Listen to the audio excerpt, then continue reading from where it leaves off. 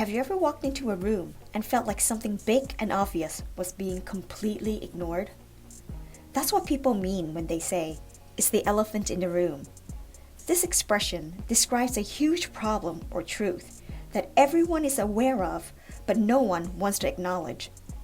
It's awkward, it's uncomfortable, and it just sits there like a massive elephant no one dares to point out. For example, the budget cuts are the elephant in the room. Everyone's thinking about them, but no one's saying anything. We were all having dinner like nothing happened, but the breakup was the elephant in the room. See the difference? The phrase works in professional and personal situations.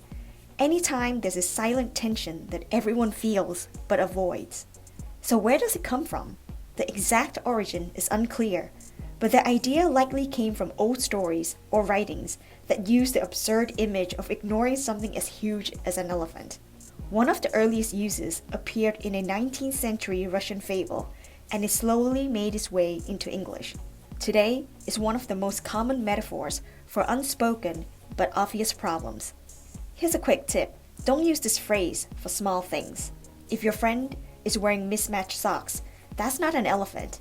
That's just socks.